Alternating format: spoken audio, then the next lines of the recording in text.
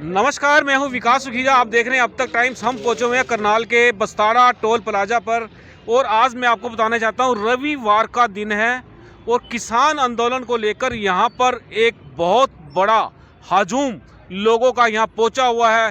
कई तरह के यहां पर लंगर लगे हुए हैं, समाज सेवा भी चल रही है और साथ के साथ किसानों की जो 3 कानून जो केंद्र सरकार ने बनाए हैं उनको रद्द कराने की मांग चल रही है। मैं आज आपकी बात करवाऊंगा गुड़गांव के एक परिवार से जो गुड़गांव से चलकर सिंधु बॉर्डर और उसके आसपास के एरिया जो किसानों ने जहां पर आंदोलन किया हुआ है पिछले लगभग 40 दिन से वहां डटे हुए हैं, उन लोगों से मिलकर जो यहां आज करनाल पहुंचे हैं, करनाल के लोगों से मिलने यहां पहुंचे हैं, इस परिवार से बात कराऊंगा। सबसे पहले मैं बात कराऊंगा, मैम आपका क्या नाम है, कहाँ से हैं आप? मेरा नाम नेहा वैष्णव है। मैं गुड़गांव से हूँ और मैं आज अपने फादर मदर और भाई के साथ यहाँ आई हूँ क्योंकि हम घर बैठे रहते थे और टीवी पे ये देखते थे, जो न्यूज़ आती थी आप ही की तरह पहुँचती थी, तो हमें लगा कि वहाँ आज क्योंकि हमारे पास टाइम था तो हम चलते हैं और अपना सपोर्ट अपने किसान भाइयों के साथ यहाँ आके।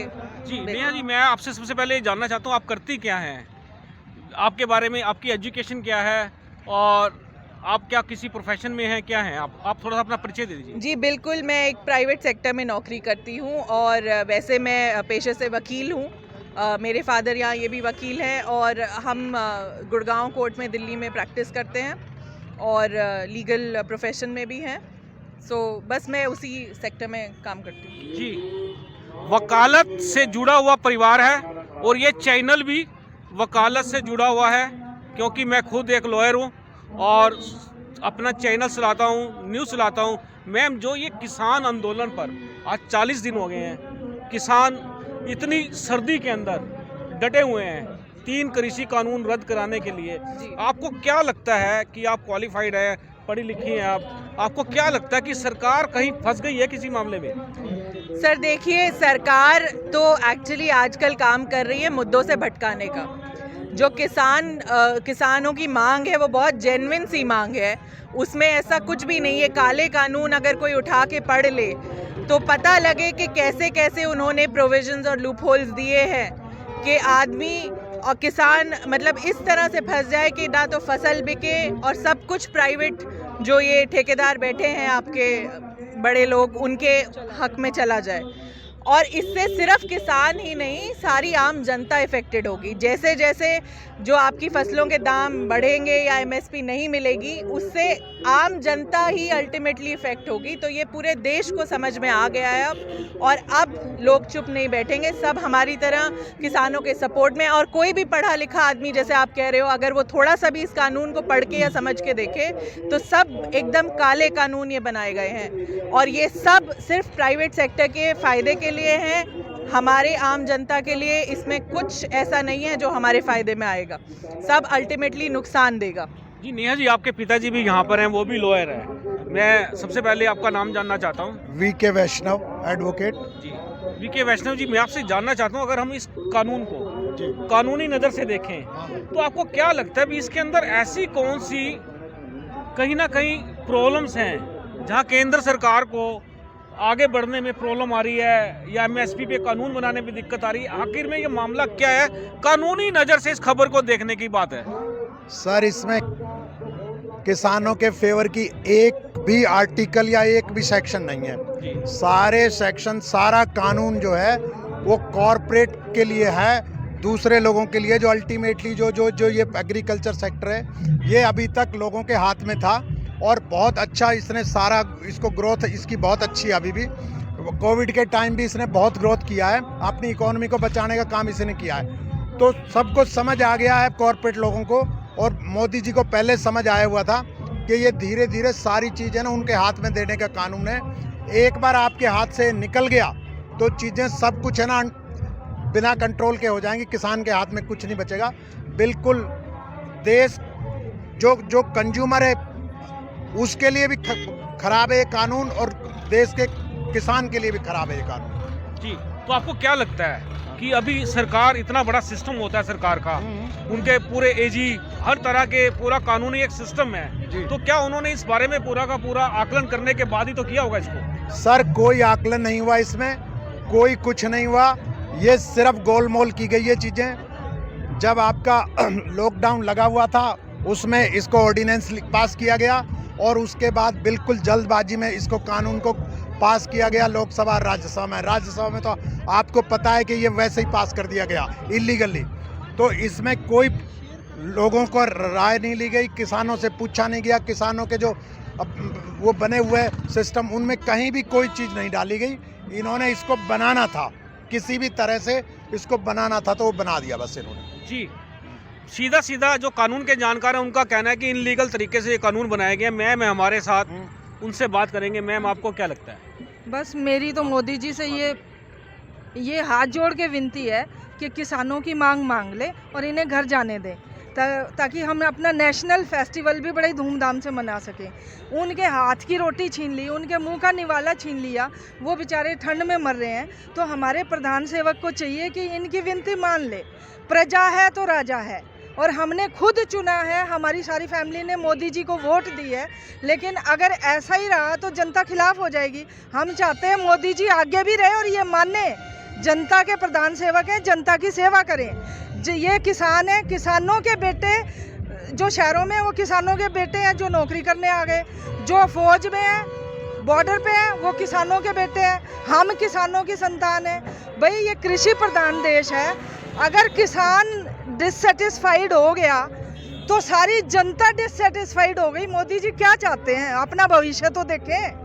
मेरी मोदी जी से बार बार विनती है और हाथ जोड़ के विनती है कि किसानों की मांगों को मान ले।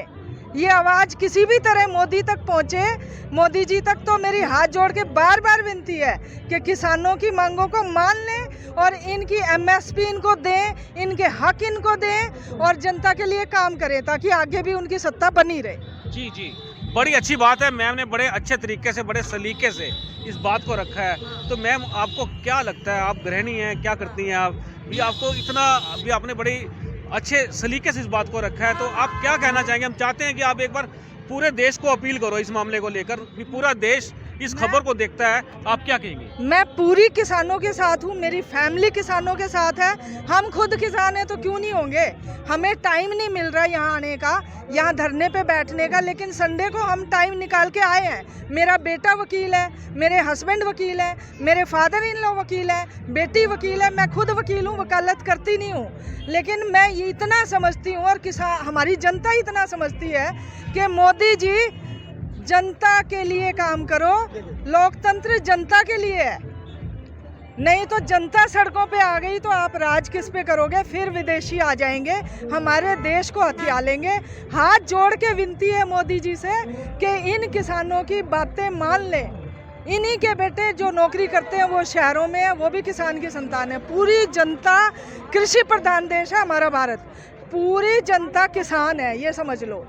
मतलब किसान का आंदोलन मतलब पूरी जनता का आंदोलन। हम दिल से किसानों के साथ हैं, साथ रहेंगे और इनकी मांगों को पूरा करो। जी मैम, आपने हमसे बात की है, बात करेंगे सर। बड़े अच्छे तरीके से आपकी मैम ने बात की है, बताया उन्होंने हमें। तो आपको लगता नहीं है कि कहीं ना कहीं इस पूरे आंदोलन में राजनीतिकरण हो गया? सर, इसमें कोई राजनीतिकरण नहीं है, ये जेन्युइन डिमांड है। अगर आप अपने प्रोडक्ट का, कोई भी आदमी कोई प्रोडक्ट बनाता है साहब, वो अपनी प्राइस रखता है। किसान अपनी प्राइस नहीं रखता, बल्कि सरकार रखती है उसकी प्राइस, और वो भी मिनिमम रखती है। और उसको देने में भी सरकार को अगर प्रॉब्लम है तो इसमें कोई राजनीतिकरण नहीं है। किसान अपना हक मांग रहा है और हक उसको मिलना चाहिए। आज ये आंदोलन किसान का नहीं है, ये सारे देश का आंदोलन है। इसमें किसान हो सकता है कि वो उसको लीड कर रहा है, लेकिन एक एक आदमी इस आंदोलन के साथ है, सिवाय कुछ लोगों को जिनके वेस्टेड इंटरेस्ट है उनको छोड़ करके सब लोग इसके साथ हैं और हम भी इनके साथ हैं। कोई राजनीतिकरण नहीं है यहाँ। अगर आप, और एक बात ये भी है, अगर राजनीतिकरण है, विपक्ष का काम है कि सरकार की गलत बातों को लोगों को बताया जाए। अगर कोई पॉलिटिकल पार्टी इसको सपोर्ट भी कर रही है तो क्या गलत है? कुछ गलत नहीं है इसमें। वैसे ये राजनीतिक आंदोलन नहीं है, ये प्योरली किसानों का, जनता का है। जी, आंदोलन, जी आंदोलन किसान का नहीं, अब जनता का है। बात करेंगे। सर, आपका क्या कहना है? सर मेरा एक बात कहनी है साफ साफ मोदी जी से। मोदी जी आप जो खाते हो ना अपने घर में, वो भी किसानों का उगाया हुआ है, और हम यहाँ पर खा रहे हैं वो भी किसानों का उगाया हुआ है। ये जगह जगह आप कहीं से भी चले जाओ, पंजाब से लेके दिल्ली तक सारी जगह इन्होंने इतने लंगर लगा रखे हैं। हर किलोमीटर पे एक लंगर है, और उसमें जलेबियाँ भी मिल रही है और देसी घी पूरी भी मिल रही है। अब यूँ देख लो, अब की बार जो किसान है ना आपके खिलाफ लड़े हैं, अब की बार जो आदमी आपके खिलाफ लड़ाई कर रहे हैं ना, वो गरीब नहीं है और वो कमज़ोर नहीं है। अब की बार हमारे साथ सिख कौम जुड़ी हुई है किसानों आंदोलन के अंदर। अब ना बड़ी बड़ी विरासतों को सिख कौम ने उखाड़ के फेंक दिया। आप तो क्या चीज़ हो, आप तो हमारे बनाए हुए हो। अगर आप नहीं मानोगे ना तो ज़्यादा दिन तक आपका ये जो रोटी खाना चल रहा है ना आपके वहाँ पर बैठ के, वो चलेगा नहीं, क्योंकि हम दे रहे हैं उस चीज़ को। सर जो ये आपका गुस्सा है, आपको क्या लगता है आपके गुस्से से सरकार कितने प्रभाव में आती है? सर गुस्से से प्रभाव में ना आ रही सरकार। सरकार ने ना अपने कान रखे बंद। लेकिन वही बात है, जैसे भगत सिंह ने बम फोड़ के अंग्रेजों को अपनी बात सुनाई थी ना, ऐसे ही इनको जब तक तेज नहीं बोलोगे ना, जब तक इनके कान के पर्दे खुले नहीं। बात ये है।